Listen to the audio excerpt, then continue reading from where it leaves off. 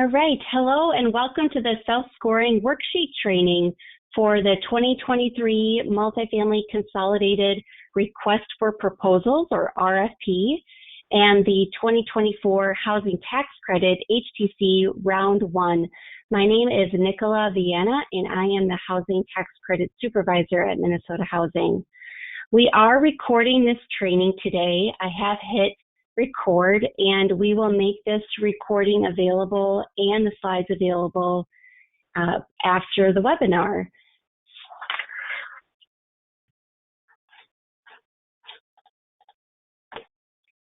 Here are some meeting logistics. We are using the GoToWebinar platform today. Your line will be muted in order to get a clear recording. We will answer questions at the end of the training. You can either type your questions into the question section or chat box of the GoToWebinar toolbar at any time, and I'll answer them at the end. Or you can wait and ask your question during the question and answer session at the end. We always start with our mission. So at Minnesota Housing, we believe in our mission that housing is the foundation for success. So we collaborate with individuals, communities, and partners to create, preserve, and finance housing that is affordable. So thank you for being part of our mission.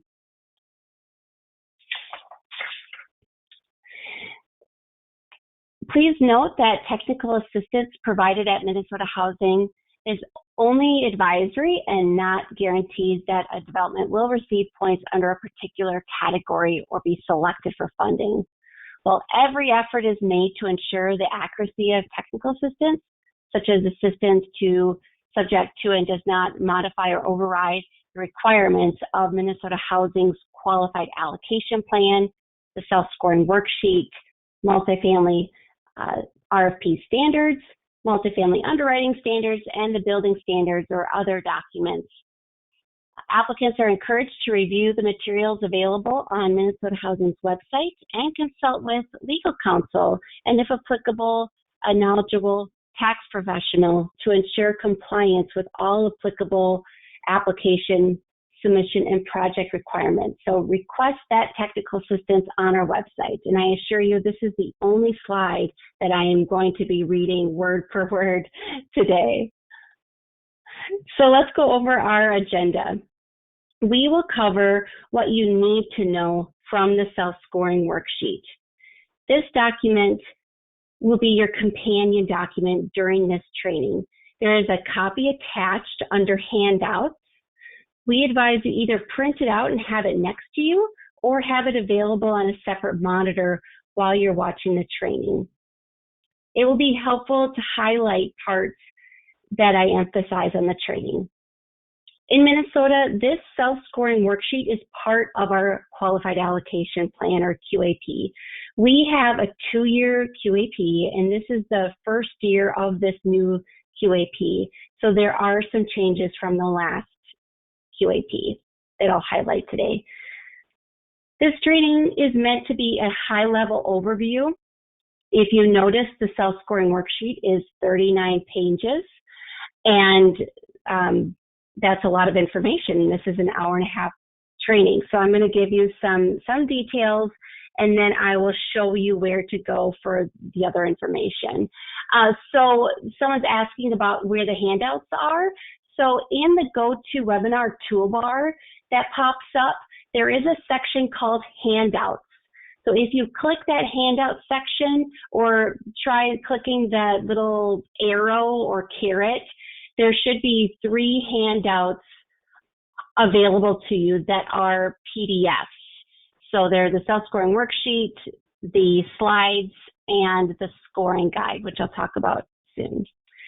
So I will not be taking any breaks today. I'm just going to go through the information, and we are recording this, so you can always go back and listen to what you missed.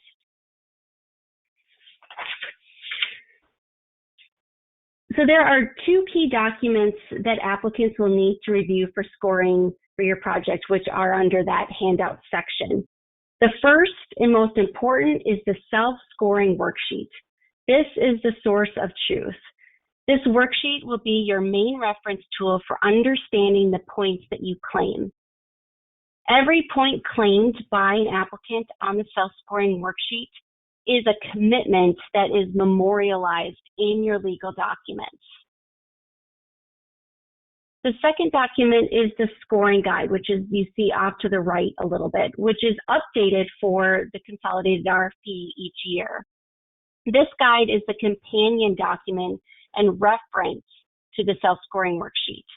So much of the supporting documentation is listed in the self-scoring worksheet, but the scoring guide contains more detail, clarification, and where to submit your documents. I'll refer to these documents throughout the training as the self-scoring worksheet and the scoring guide. I also display the wording self-scoring worksheet so you can find it and follow along. So you're going to see snippets of the self-scoring worksheet in this training, and you'll be able to follow along. So then this is how the scoring process works.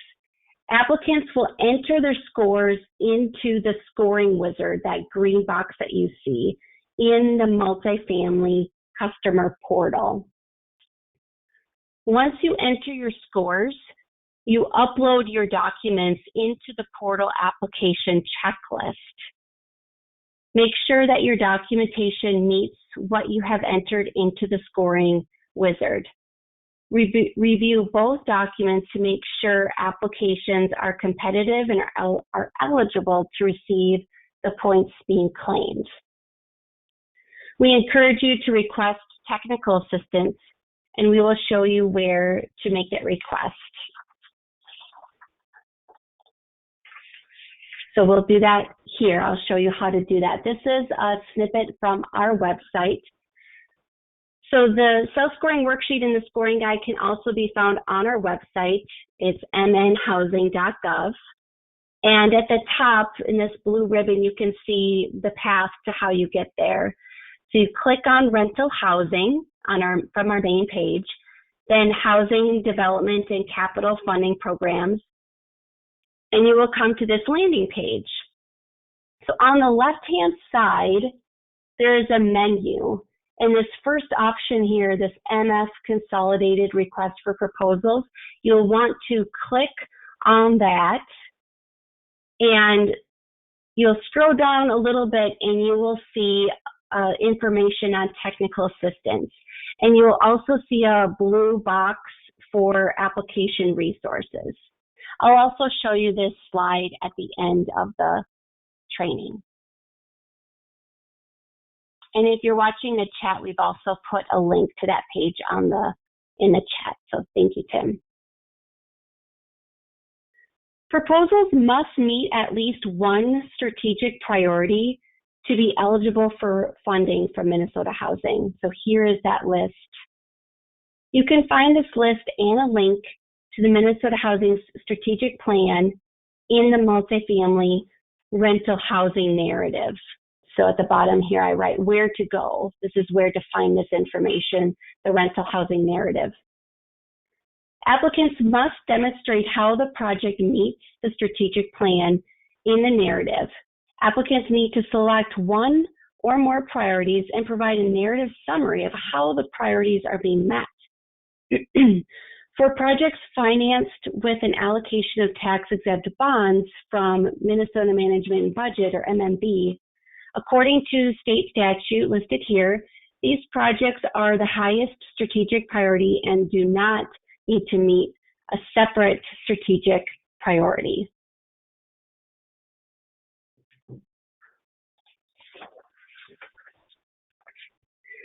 We have two items that require a pre-application. The pre-apps were due April 27th, and you had to complete the pre-app to be eligible. We have points available for people with disabilities, which is the Tier 2 in people with disabilities, and the innovative construction techniques. So we also have two preferences in our QAP. The first is eventual tenant ownership, and so that means this will be used as one of the tiebreakers for tax credit applications. And then we also have the innovative construction techniques, which I just mentioned. And the goal for this is to reduce total construction costs by at least 10%. So again, this is a pre-application, and I'm just highlighting this, and there's more information in the self-scoring worksheet.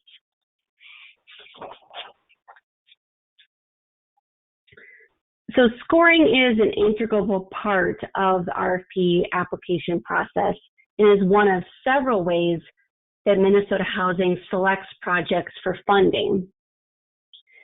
For housing tax credit projects, they must meet a minimum point requirement to move forward in the RFP process.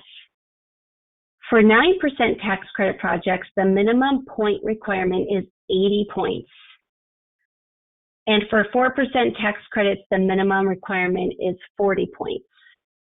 It is important for applicants to know that these point thresholds represent the minimum points needed. In reality, competitive projects score much higher. Minnesota Housing will only award points if they were claimed by applicants in the scoring wizard and they meet the scoring documentation requirements from the self-scoring worksheet and the scoring guide, and they're put into the checklist item. Minnesota Housing will reduce points if the documentation does not meet requirements. So think of this like you need to state your case and provide evidence for why you should receive the points. We will also not increase points above what the applicant claimed. So what is my take-home message here? So claim your points in the wizard and provide the documents to support those points.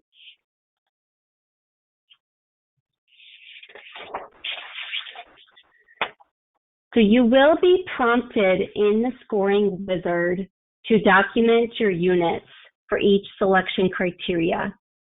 You will be asked to enter either the total number of units or the number of restricted or assisted units for each selection criteria. Restricted and assisted mean the same thing for scoring purposes. Note, there are certain minimum unit requirements, rent restrictions, and income restrictions. Just refer to the self-scoring worksheet and scoring guide as you claim your points, and note that what the self-scoring worksheet notes for total versus assisted, and I will point those out to you also in this training. So Minnesota Housing will validate the number of units with your multifamily workbook that you send, and we will reduce points if the documentation does not meet the requirements. So see the instruction section of the scoring guide for more information.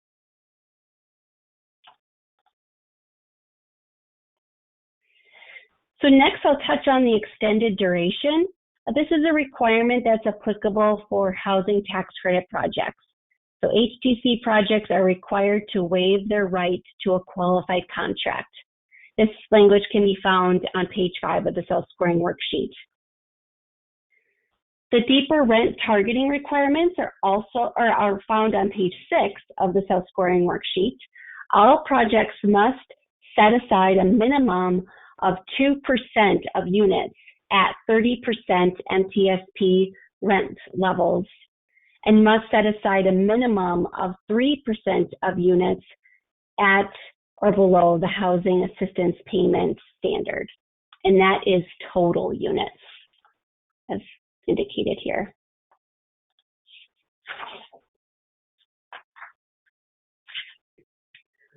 All 9% applicants in round 1 must meet a minimum threshold. There are 5 threshold categories available to applicants. So they are listed here: metropolitan area, outside the metropolitan area, people with disabilities, the project preserves existing subsidized housing, or it's a rural development area. The projects can meet more than one threshold. For example, a preservation project might also meet the metropolitan area threshold. So for time's sake, we're keeping this really high level since we have no changes from the last QAP. Please refer to that self-scoring worksheet and scoring guide for more details. Okay, now this is where we're going to spend the bulk of our time. We will run through the selection criteria, which starts on page 9 of the self-scoring worksheet.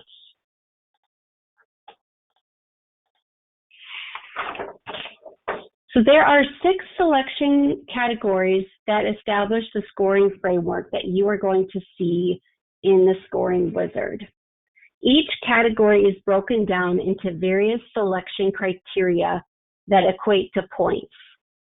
So it's greatest need tenant targeting, serves lowest income for long durations, increasing geographic choice, and then if I go to the next line, it's supporting community and economic development, efficient use of scarce resources and leverage, and then finally building characteristics. So we will take these one at a time. We also have an unacceptable practices policy that is stated at the end of the self-scoring worksheet. It is not a selection category, but it's worth mentioning that it could impact your score. So we outline this in the QAP. The first selection category is greatest need tenant targeting. The scoring criteria in this category are large family housing, senior housing, permanent supportive housing for high priority homeless, and people with disabilities, tier 1 and tier 2. So we'll go through each of these.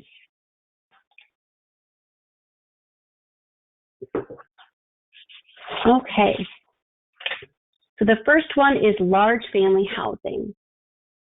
Large family housing is for proposals for projects that provide family housing that is not restricted to persons 55 years or older. Applicants can claim additional points if at least 1/3 of the 3 or more bedrooms contain 4 or more bedrooms. That's written a little bit more clearly here. So you can see I've got this broken down as indicated by this red box. At least 75% of the total assisted, so again, that's assisted units, contain 2 or more bedrooms. Assisted is defined as housing tax credit units for housing tax credit applications and affordable units for deferred funding. In the self-scoring worksheet, we define that assisted as HTC applications or affordable units for deferred funding. So there's a little footnote in the self-scoring worksheet. This does not mean market rate units. So if selecting this criteria, applicants agree to market to families with minor children.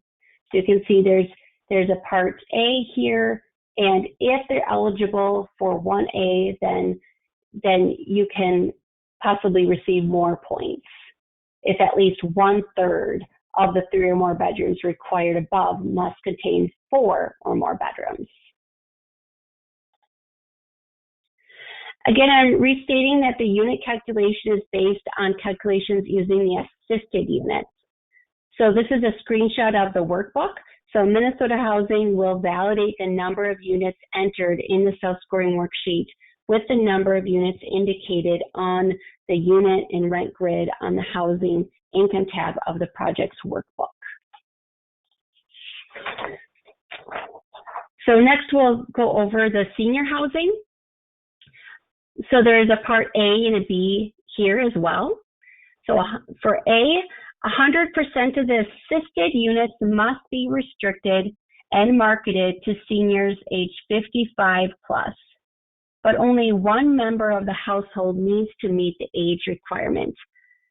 Please note that for B1A here, this is 100% of assisted units. I know it says total assisted. It's the assisted unit, total of the assisted units. And then for B1B, this is total units. And so this is just taking into account market rate units here. So you'll notice there's a difference between A and B. So the percentage calculation is going to be different for those. So this is new, this QAP, and we will be checking that in the workbook as well. So applicants can take additional points for this B for further restricting a percentage of units to the 30% income levels consistent with the Housing Infrastructure Bond statute. So that's where this language is coming from.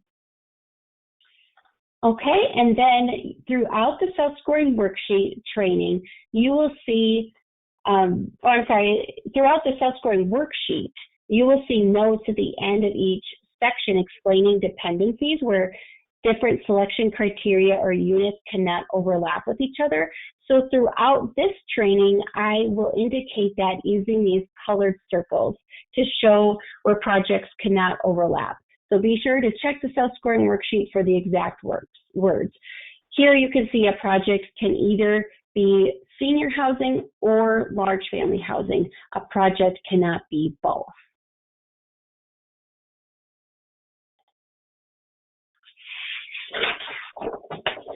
Additionally, senior housing units that further restricted in 1B cannot overlap with rental assistance, which I'll be talking about in a little bit. So just note that, and you will see that in the self-scoring worksheet as well. And I'll show that also in the rental assistance category when I get there.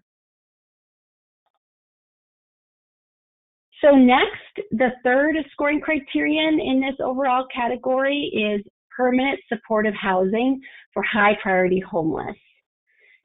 So we'll be using the acronym HPH.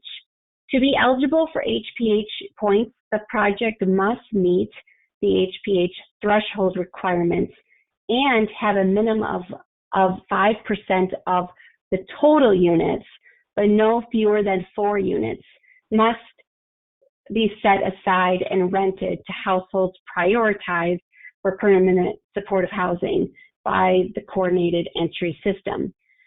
Again, this percentage is based on total units in the project. This part is new for this QAP. There are 2 categories for applications with supportive housing. The first category is partially supportive housing, which means fewer than 50% of total units will serve high priority homeless, people with disabilities, or other homeless households. Minnesota Housing will verify the market need of these units based on a number of factors outlined in the self-scoring worksheet. If Minnesota Housing determines there is not a market for the units may be converted to 30% MTSP rents during the feasibility process. Points would not be lost in this circumstance. The second category is primarily supportive housing, where 50% or more of the total units will serve HPH, PWD, or other homeless households. So then I go ahead and define that here, and this is in the self-scoring worksheet. So other homeless households includes individuals leaving institutions that do not have a permanent residence or other homeless populations not referred by the coordinated entry system. So the type of application that you submit will determine which documents you need to submit. So the project characteristics are entered into the portal, and that automatically creates the required list for you. We are offering more extensive training on this on May 3rd, which is tomorrow, if you're listening to this live, via Microsoft Teams, and it's 11 a.m. to 12 p.m. And just check your latest e-news for registration details, and we'll also post that recording on the website. So please note that HPH and PWD points cannot be claimed on the same units. You can have both in the project but can't claim points for the units, for the same units.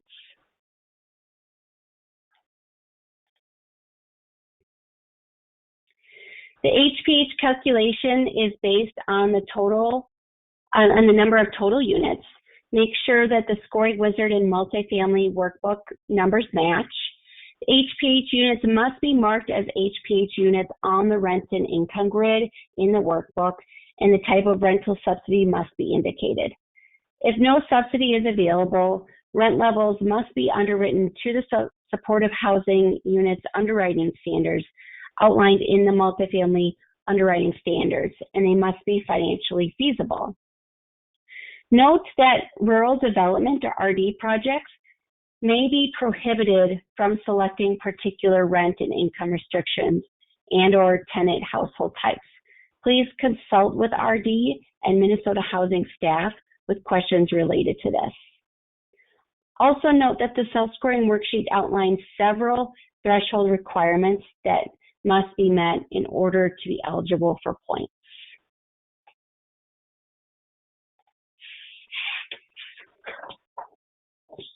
Okay, moving on to the fourth and last scoring criterion in the greatest need tenant targeting is people with disabilities, or PWD.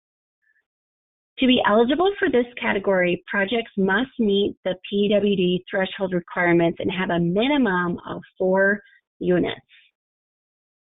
And then this again is based on total units, again, also. The proposal must not have age restrictions on any of the units to be eligible for PWD points. A percentage of the units are set aside and rented to people with disabilities, as outlined in the self-scoring worksheet. The pre-app for Tier 2, Section 811 project rental assistance was due April 27th.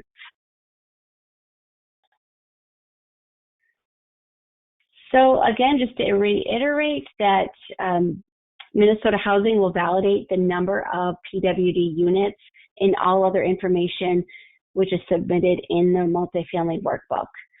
And the units must be marked as PWD on the rent and income grid on the workbook, and the income limit should be restricted to 30% MTSP, and the type of rental subsidy must be indicated. So again, same as HPH, if no subsidy is available, rent levels must be underwritten to the supportive housing units underwriting standards outlined in the multifamily underwriting standards and must be financially feasible.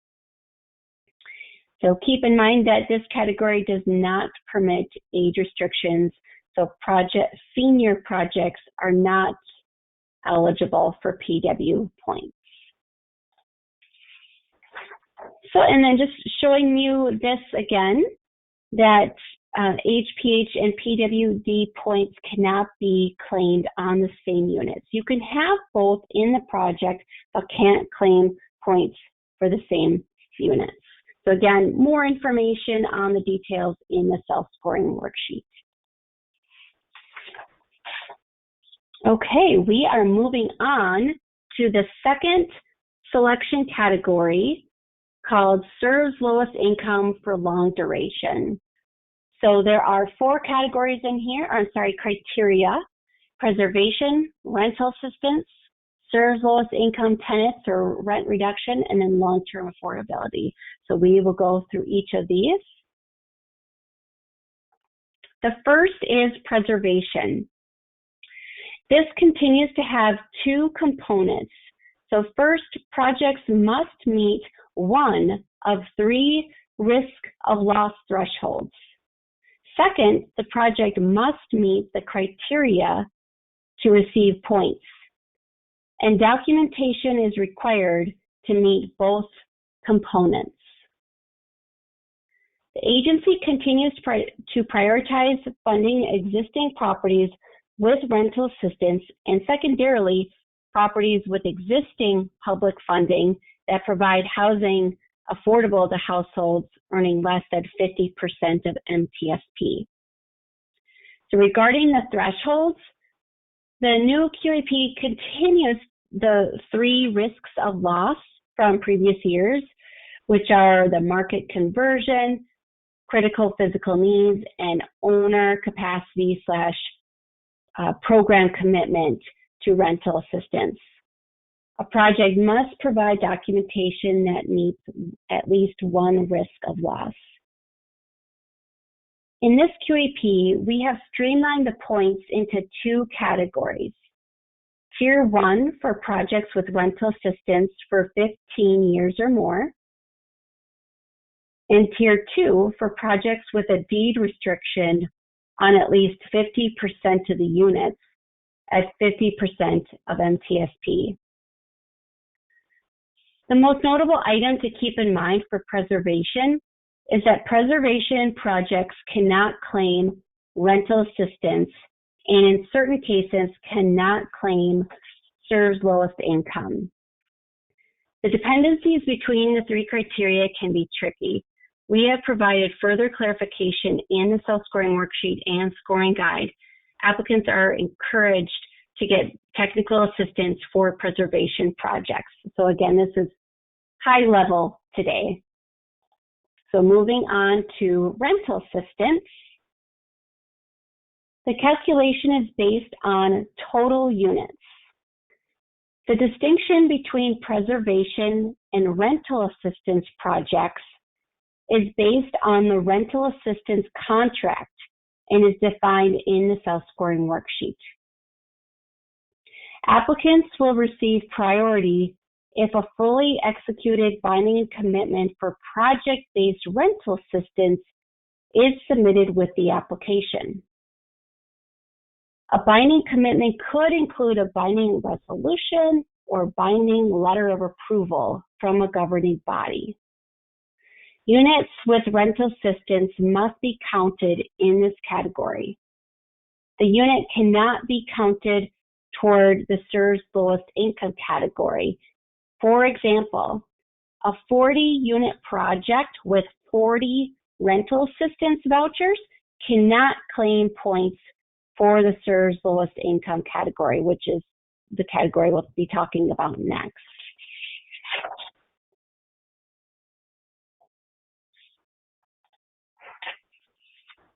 So continuing on with rental assistance, this is that part 2. So for projects that are eligible for the first part, that 2B1, A through F, which I just showed, and if they have rental assistance that agree to further restrict units to households whose incomes do not exceed the county 30% MTSP income limit for a 10-year term, those can also claim points here. You would have to have the first part and then follow the second requirements in order to claim the points. So again, this is just a reminder, but spelling it out for you here, that the commitment documentation must be fully executed, state the project name on the documentation, and include the number of units. So it should match what you put in the scoring wizard and what you have in the workbook. Commitment documentation for further restricting incomes no longer needs to state the approval of the governing body. So commitment documentation is contingent on Minnesota Housing Award is acceptable. So we will accept that if it's contingent on a Minnesota Housing Award. That's fine. For private rental assistance, in addition to the items above, the commitment documentation must be for at least 4 years. Again, there are more details in the self-scoring worksheet, but just highlighting the important things here. So again, Minnesota Housing will validate the number of rental units in the workbook, and the units must be marked as rental assistance on the rent and income grid, and the type of rental subsidy must be indicated on the right. So provide a fully executed binding commitment, and again, commitments must be fully binding. A commitment can be contingent on receiving that award from Minnesota Housing, but a commitment cannot be subject to a third party RFP to award vouchers. So I see a question about the documents and the recording. So I am recording this training, and the recording will be available on the website. And there are also slides and the self-scoring worksheet and scoring guide on the handout section of this GoToWebinar panel. They're also on our website, but we'll have it on our website. We won't be emailing it out, but we'll show you at the end where to find this. There's also a link in the chat to our website. The other questions that are a little bit more detailed, I'm going to save until the end to make sure I get through all the material.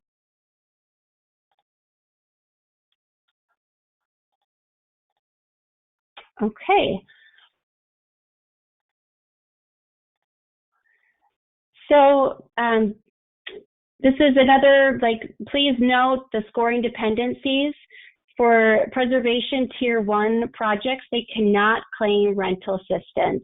So see the scoring guide for more details on this. So again, the dependencies between these criteria can be a little tricky, and we provide further clarification in that scoring guide, and applicants are strongly encouraged to request technical assistance for preservation projects.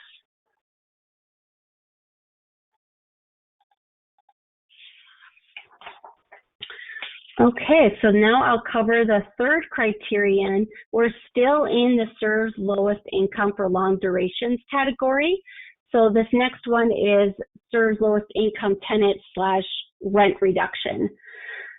So just like last QAP, applicants that claim points for a percentage of units with rents that are at or below the 50% MTSP limits, that's for this category. And this is based on the rents and its total units. So we did clean up the language a little bit in this self-scoring worksheet to make it clearer. In order to access the points in letter C down here, a project needs to have received points for A or B. The units used to meet the requirements for claiming points under serves lowest income rent reduction cannot overlap with the units used to meet the requirements for claiming points under the preservation category. But that was just the slide that I just showed previously. Oh, I'm sorry. I'll show that in a slide that's forthcoming. That was the one I showed before, was that preservation cannot overlap with rental assistance. Now we're talking about serves lowest income, and I'll show you how those can overlap in just a minute. First, I want to show you an example. So I didn't provide this last year. I want to provide a little bit more clarification this year. So this is an example of how this would work. This calculation, again, is based on total units. So in this example, we're looking at total units of 40 units. So this applicant has a total of 20 units that are rent restricted to 50% MTSP. So 8 of them are 1 bedroom and 8 are 2 bedroom. And so then you would take 20 divided, I'm sorry, I said that wrong. For this calculation, you've got 8 2 bedrooms right here and 4 3 bedrooms. I'm still saying that wrong because I'm not including all of them. So it's all 3.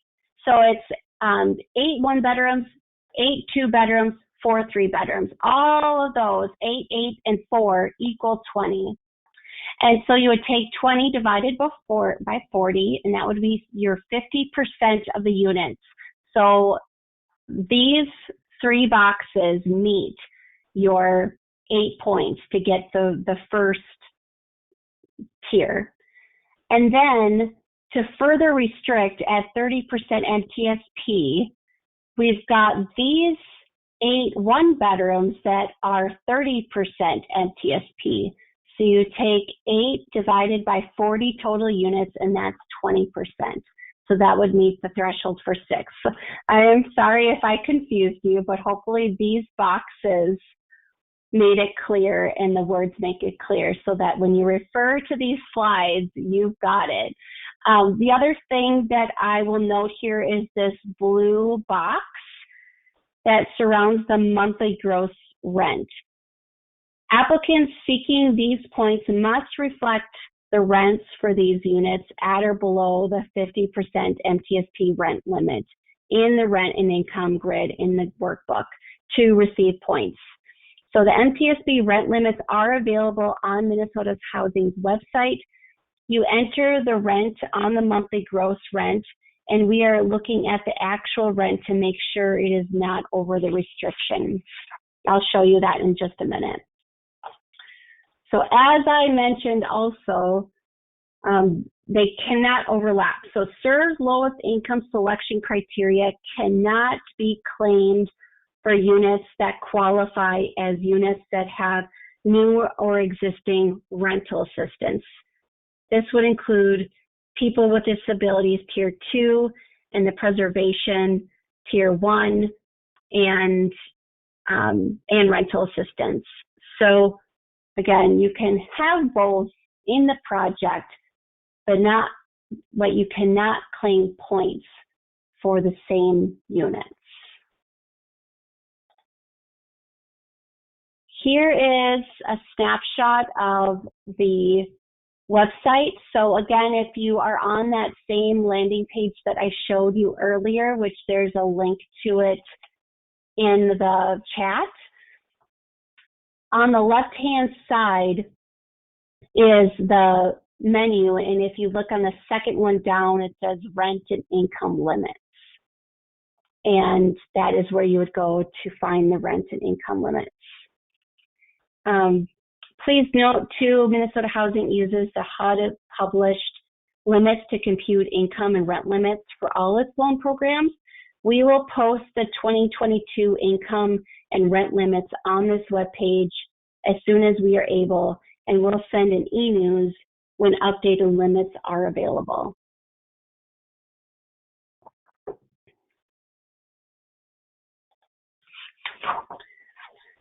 Okay, the fourth and final criterion in the CER's lowest income for long durations is the long-term affordability. So this is just simply where you elect in the scoring wizard what you're going to have for the term of the declaration. So this is just something that you elect and don't need to provide additional documentation. So that is pretty straightforward. You can either select, this is for extending the term, so you can either elect to do 40 years or 50 years here, or just take no points and keep it to the 30. The next category is increasing geographic choice, and it includes 3 criteria. So it's need for more affordable housing options, workforce housing communities, and transit and walkability. New this year is our methodology guide, where we combined all the geographic methodologies into one document. Also new this year is a hold harmless provision, which is outlined in the methodology guide. We will, so this explains, we will allow applicants who applied but were not selected for funding in last year's consolidated RFP to reapply and use the geographic scores from that prior year for that project. Similarly, applicants that apply but are not selected for funding in this year's RFP can reapply in next year's RFP using the prior year's score for that project. So again, if I have thoroughly confused you, just go to the methodology guide for the details there and look for the hold harmless provision. For scattered site projects, there is additional guidance in the scoring guide for each category where scattered site is affected. So you can go to the scoring guide for additional language there.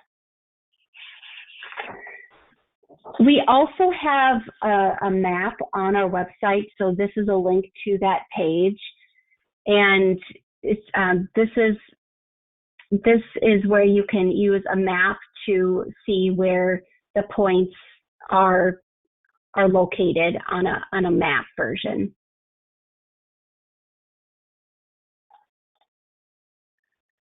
So next we'll talk about need for more affordable housing options. So communities with a need for more affordable housing options can receive points. Applicants can use the community profiles tool that I just mentioned to see if their project is eligible based on its location.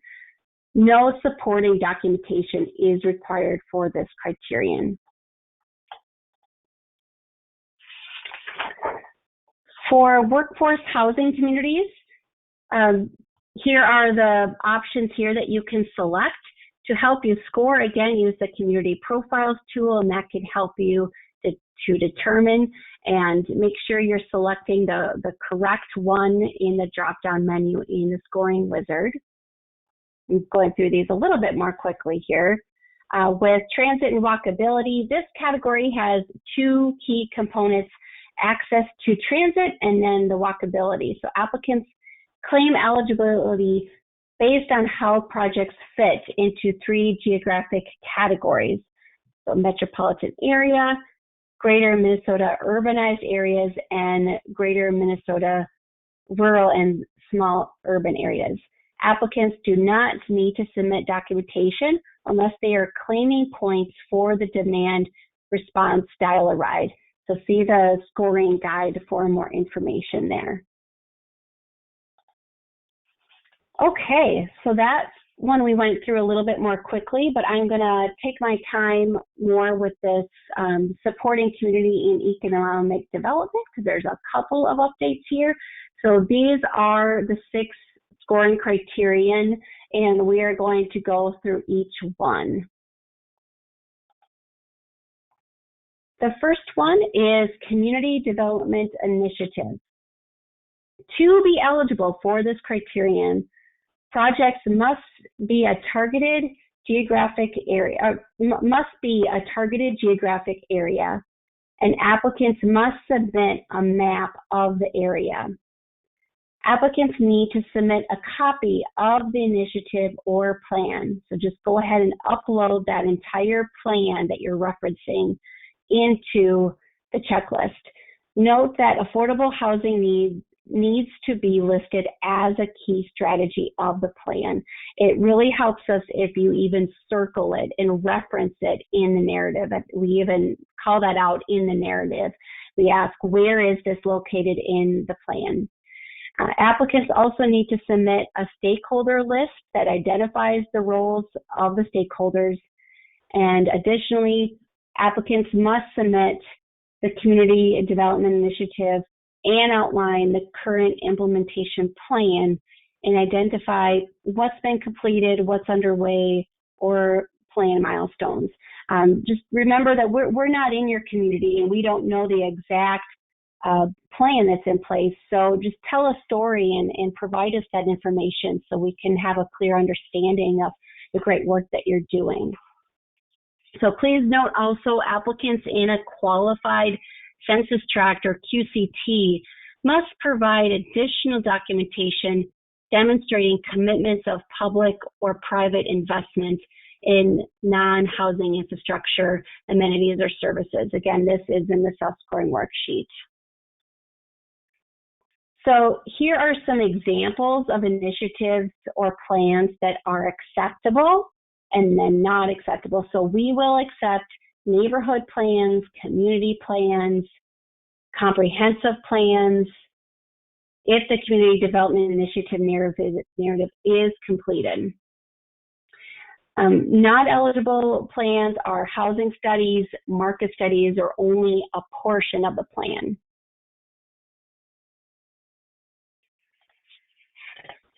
Okay, so moving on to the next one, equitable development. So this was new in the last QAP, but we did make some clarifications and modifications. So be sure to check the self-scoring worksheet for all the requirements. So you do need to submit documentation that meets all 5 threshold criteria, including the equitable development narrative. So this criterion is designed to amplify the voices, input, and needs of communities most impacted, or CMI, in the development process. So we learned a lot from the last 2 consolidated RFPs and have provided more clarification in this self-scoring worksheet. So again, to be eligible, you need to submit documentation that meets all 5 threshold criteria. And applicants must complete that narrative and submit documentation supporting the initiatives and information in the narrative. So any documentation, plan, or data that's referenced in the narrative must be provided in the criteria and the checklist to help support your points here. So we'll walk through each of these. So the first one, threshold 1A, housing disparity addressed by the project. So a little bit background that's in the self-scoring worksheet. A qualified stakeholder group must have meaningful representation of communities most impacted who have an active and participatory role in shaping and carrying out the priorities and goals of the stakeholder group. Its mission and purpose must have some connection to uplifting and supporting communities most impacted in its work.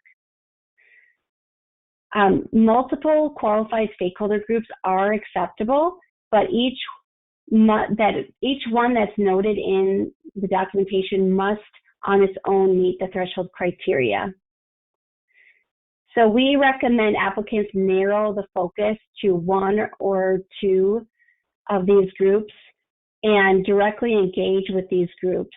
Other people can be facilitators, but cannot speak on the community most impacted's behalf. We want the qualified stakeholder group to be providing direct feedback from the community most impacted and have concrete results of engagement. So again, here's a list of the community most impacted that you'll identify. And let me show you an illustration of what I'm trying to convey here. So I'm going to start by reading the sentence on the left. Provide evidence that the project attempts to address the needs of a community most impacted by housing disparities, and that a qualified stakeholder group with meaningful participation from the community has a significant role in the project proposal. So a project can serve one or multiple CMIs, but you want to select a CMI that has a significant role in the proposal. So in other words, you can have multiple CMIs, but at least one group must be used to meet all 5 of the threshold criteria. We also further define qualified stakeholder group in the self-scoring worksheet and provide examples. Threshold B, meaningful participation of communities most impacted. So qualified stakeholder group must have meaningful participation of the CMI that is the focus of the project proposal. So in your narrative, describe the qualified stakeholder group's mission and purpose in elevating the voices of the identified CMI. 2 on that bullet, the leadership and advisory roles, describe what leadership and advisory roles people belonging to the identified CMI have in the qualified stakeholder group. And last, provide a list of the qualified stakeholder group's previous activities related to the identified CMI.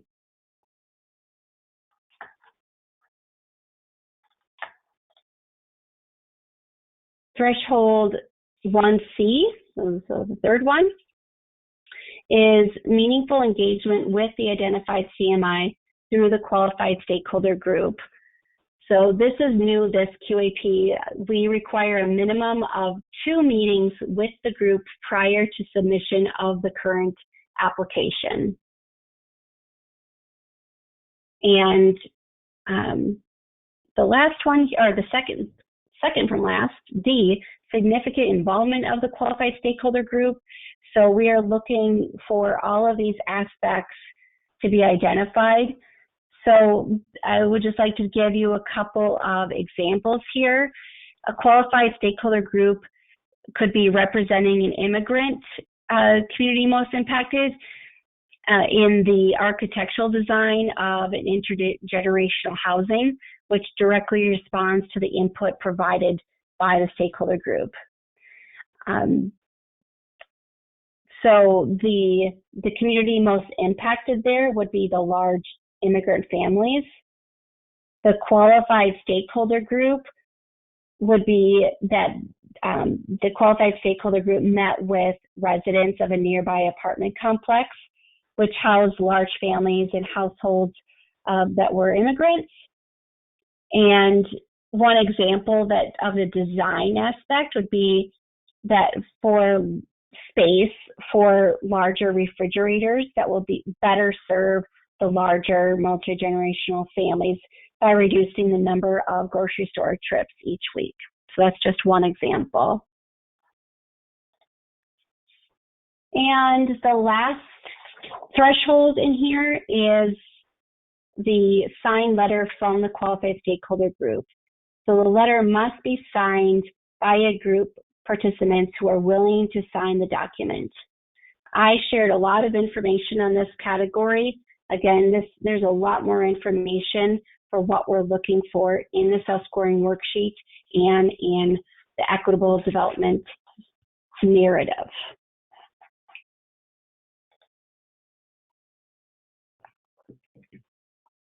So then I'm going to briefly touch on the next three. So those are the rural tribal, QCT, community revitalization, tribal equivalent, opportunity zones, and multifamily award history. So one thing I want to highlight with the first one, rural and tribal, is we have a new tier. The tier 2 is new. There's no supporting documentation that's required. You can look at the community profiles tool to see if your project is eligible for points. So the next one, QCT, note that to be eligible for QCT points, applicants must submit a plan that meets the requirements for the Community Development Initiative in order to receive points for this category. And then the last one, multifamily award history, applicants can receive points if the project is located in a community that hasn't received a multifamily Minnesota Housing Award in the past 5 years. So refer to the methodology guide. Again, there's no supporting documentation because we track those projects. Okay, I am going to then highlight the last category in this section. It's the Black, Indigenous, people of color, and women-owned business enterprise. We made updates to this criterion, including this new pointing tier for ownership or sponsorship. The Minnesota Housing has been focused on creating opportunities for diverse ownership and community partnership. This new carve-out specifically prioritizes ownership as a wealth-building conduit for Black, Indigenous, people of color, and women. So you can only select one option here. See right here, it says select one. The next part is the development team. So projects may also receive points if members of the development team are Black, Indigenous, people of color, or women-owned business enterprises. So please note here, you'll see that note in blue. We are specifically focusing on developer identity of interest. Essentially, if a developer is a sponsor and takes points in the sponsor section, the developer entity can't be used for points in the development team. This separation is important because it also provides an incentive for owners to partner with emerging developers. And the third tier here, we also added a new tiered option for partnership. Before we just had one tier, and we've added more tiers here where there are more options to show collaborative work and partner with emerging developers to build overall capacity. So thanks for bearing with me so far. I've got one more selection, or actually two more selection categories to go, but we'll finish on time. So the next selection category is efficient use of scarce resources and leverage. There are 3 selection criteria here. And there was not a lot of change from the last QAP. If anything, we just added more clarification in the self-scoring worksheet and scoring guide. So this first one, the first scoring criterion is financial readiness to proceed / leveraged funds. The intent of this criterion is to give applicants credit for secured funding commitments for permanent capital funding sources. So keep in mind here that the denominator no longer has any exclusions. It's the same from last QAP, but the numerator excludes the first mortgage and estimated tax credit proceeds. So you've got the numerator, the total eligible funding secured, awarded, or committed, divided by the total development costs. All secured funding commitments for capital funding must be counted under this criterion. They cannot be counted under the other contributions criterion that will be described later. This can be calculated by, as I mentioned, dividing total secured funding by total development costs.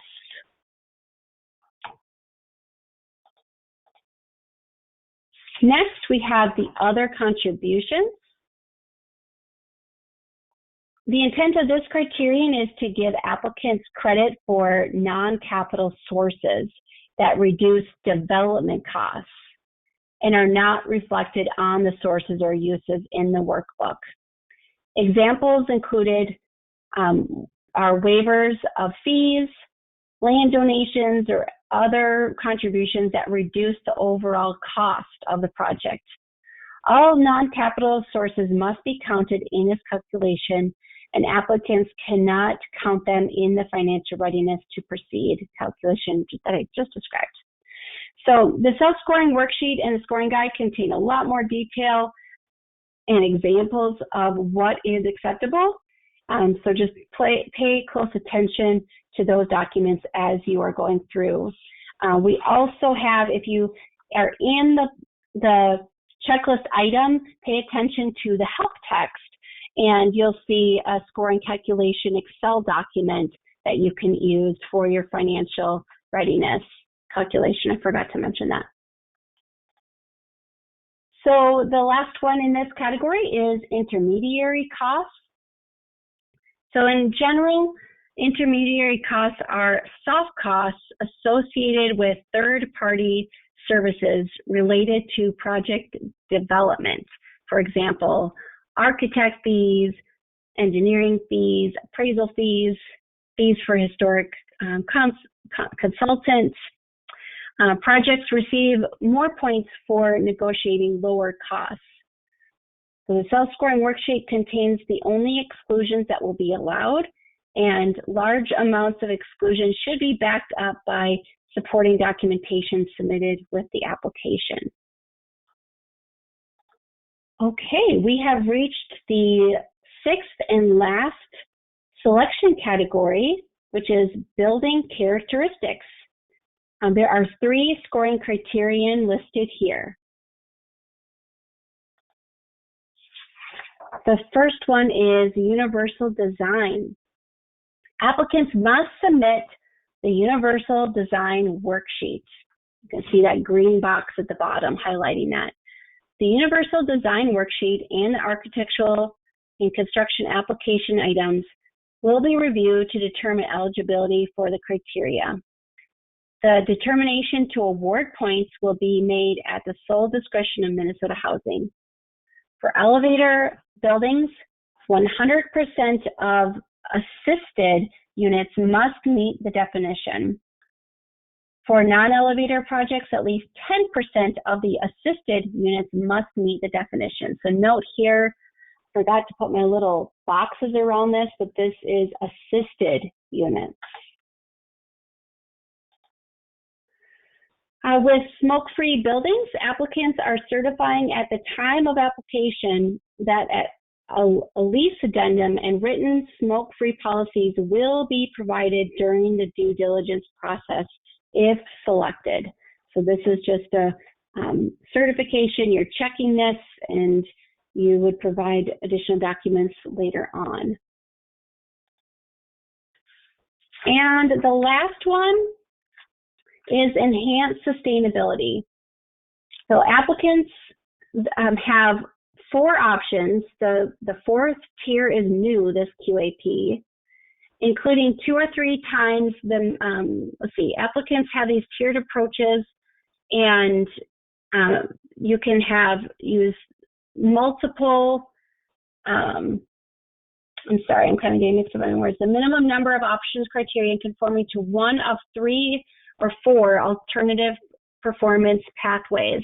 So you'll have these options available to you. You can use the new tier that's for projects that consume very little energy and are certified to these energy efficient programs, and refer to the chapter 4 of our Minnesota overlay and guide to the 2020 Enterprise Green Communities. So this is a lot of information here, and I know I kind of stumbled over some of my words. Basically, if you have questions on enhanced sustainability, I recommend that you reach out for technical assistance, and you can speak to one of our staff architects who can help you decide which tiers you can apply for. All right, I'm almost there. Now we're going to just put a mention about this unacceptable practices. Minnesota Housing may impose penalties for unacceptable practices. This may apply to all projects, not just housing tax credit projects, and you can check the Qualified Allocation Plan for additional information on that. So this is just to reiterate that process where you start with this self-scoring worksheet as the source of truth. You enter your scores into the scoring wizard found in the multifamily customer portal, and you make sure that your documentation matches what you entered into the scoring wizard. So your documents include your workbook, the narratives, and all checklist items, so they all align. And the scoring guide is your reference tool to the self-scoring worksheet.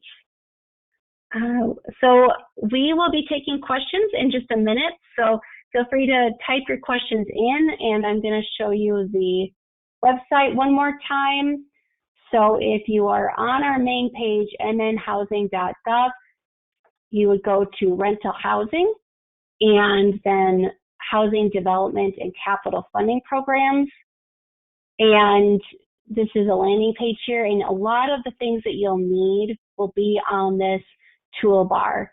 If you go to the first one, the Consolidated Request for Proposals RFP, once you go to that page, there'll be a link to the technical assistance, and you'll click on that link and fill out a survey, and that information will come to us, and then someone will contact you from our team to set up a time to provide you with technical assistance. And these are additional resources. So again, here's our website, and we've got a couple of different email options for you. So for technical assistance, you can also email this email address, and they'll send you the link to fill out. We also have, if you have just general consolidated RFP questions after today, you can click this email. Specifically, if you have customer portal questions about the scoring wizard or the checklist items or how to apply, you would click this this email, and then if you have housing tax credit questions or QAP questions, you can click that email. So lots of different email options and resources for you. So I'm going to take a look at these questions and do my best to answer them. We don't have a lot of staff available today to answer questions. So in case I can't answer your question or if we run out of time, I do have your questions logged into our system that correspond with your name and email address, and I can go back and email you if I'm not able to answer the question. Just a note about the website, that the website changed a bit to accommodate a new menu. So just check the quick links on the left-hand side, and if we have time, I can show you on the website. I can do a quick web tour to show you. Okay, so I'm just going to take a look at some of these questions. Will the documents and recording be emailed out to participants? So we are not going to email out the recording and the handouts because we are going to link it on our website, and I can show you that in a minute. So under the handout section, you'll find the slides and a copy of the self-scoring worksheet and scoring guide, and I'll show you on the website where to find the recording. Another question here regarding the pre-applications. If this is not completed, oh look, I can't see the whole question here, 1 second here. If this is not completed, can one still go through that process? Great question. No, not this RFP. So there was only 2 options for the pre-application. It was for the Section 811 project-based rental assistance and innovative construction techniques, and that due date has already passed, and so you would not be able to do a pre-app if you did not submit already, but you can next year. And that's always a little bit early because we need more time to review those. But just a reminder that the intent to apply is coming up soon. Patty or Tim, if you are listening and could put that date in, I know it's in May. I can't remember the exact date. If you could help me find that date so I can share what the intent to apply is. Okay, so another question here. It looks like this is on the Black, Indigenous, people of color, and women-owned business. If the sponsor is a person of color, can they claim additional points for partnering with a person of color? Yes. So if you're looking at the self-scoring worksheet and you're looking at that category, you would have to have you would select the sponsor piece. So that's part A. It's owner sponsor. So you can select one option under sponsor, and then you can also select partnership, which is C, and you would need to just follow the guidance that we gave on the self-scoring worksheet, because we state exactly what you need to provide if you're claiming partnership points. So we require an agreement, and the agreement should explicitly state that the goal of building capacity is to develop, manage, construct, develop, or own affordable housing in the future. Great question.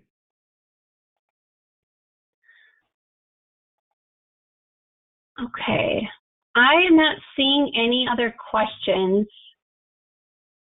Oh, a couple questions actually just came in. So question, where do you apply for the intent to apply? Great question.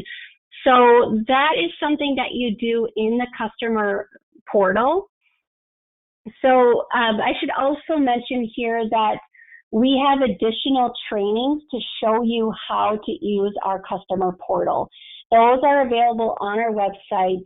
They're recorded trainings that are short and to the point and show you how to spin up a project in the intent to apply. So Tim just put a link in the chat. Thank you, Tim. So check the chat in this GoToWebinar system. There's a link there that shows you the portal and how to spin up your project, and the trainings are there. And the intent to apply is Thursday, May 11th at noon. Thank you. So intent to apply is Thursday, May 11th at noon, and there is a link to the portal on the chat. Here is another question here. Follow-up question, was there a pre-application for the elderly housing or assisted living part that you covered in the slides? No, there is not a pre-application for senior housing.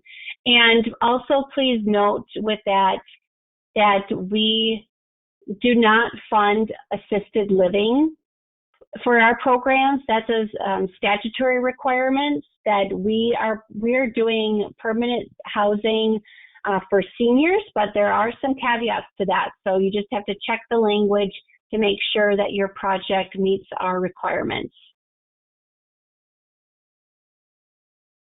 Okay, so I see that there seems to be a couple of questions about the intent to apply.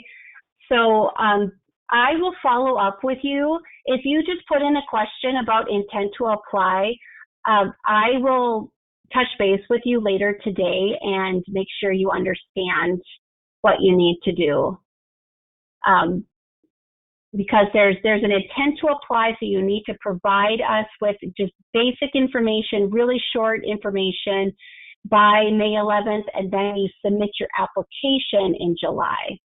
No apologies, and I just want to make sure people are clear and have what they need. So, and then now I see a question: would projects receiving county GO bond support be eligible through this RFP? I will need to get back to you on that question as well. That's a little bit more specific that we would need to follow up with you and make sure that we provide you the right information. I am going to go to the website and just show you some things real quickly. We still have a couple minutes left. And I will do my best to navigate to there. This is a new website. Okay, so hopefully you can see my screen now. Okay, this is our main page, mnhousing.gov. And if you scroll down a little bit, you will see right here, this second to the left box is rental housing. And you'll want to click this first option, Housing Development and Capital Programs. So this was the screenshot that I showed you earlier, and it's basically like a landing page. And you'll see two things over here. You'll see on the left a menu with links to pages that most people will want to use, like the main pages that you'll find useful. And then down here, you'll see quick links that are also useful that you'll want to use. So like keep in mind this rent and income limits, that looked a little bit different on my slide. It's now a quick link. So let me show you here on this consolidated request for proposals. This is where you'll go to request technical assistance. So right here, there's a link, and that takes you to a survey where you'll tell us more about your project, and you'll submit that, and staff will get back to you, and we'll be able to answer more of your questions. If I scroll down a little bit on this page, you'll see these dates that I mentioned. I'll try to make this a little bit bigger for you. So here was the date of the pre-application. So that date is passed. That was specifically for HUD Section 811 PRA and innovative construction techniques. So the next due date is May 11th for the intent to apply. And you have to submit an intent to apply in order to submit in the RFP. You need to tell us if you're intending to apply. And then July 11th is the due date for the entire application, where you need to submit your score and you also need to submit your checklist. And there's a lot of information in these areas here. So it shows you other capital resources that are being offered. So for that question where someone asks what's being covered in the consolidated RFP, this is a list of all the funding that's being offered in the consolidated RFP.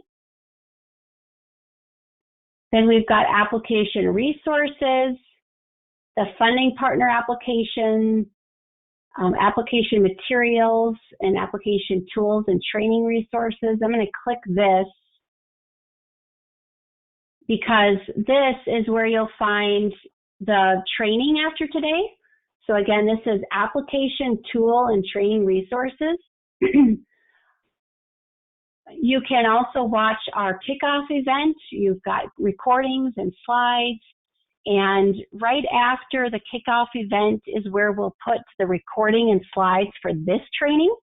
And then this is the training for the portal. So it actually, we want to move to this page. And this is the link that Tim put in the chat. So I'm going to click on this page.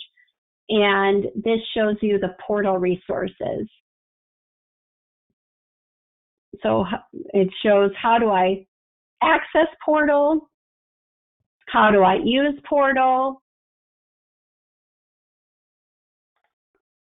and this is where you'll find these items. And right down here, if you are new to Minnesota Housing, this is what you're going to want to find right here. Again, this link is in the chat. Tim just posted it. And these are the trainings that you'll want to see. Here is the intent to apply video. So you click on this and it will show you a short video of how to do the intent to apply. So I think that concludes our presentation.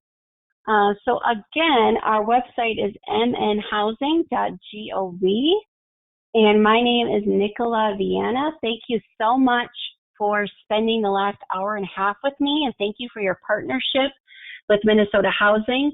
And please reach out to us if you have any questions. Thank you. Goodbye.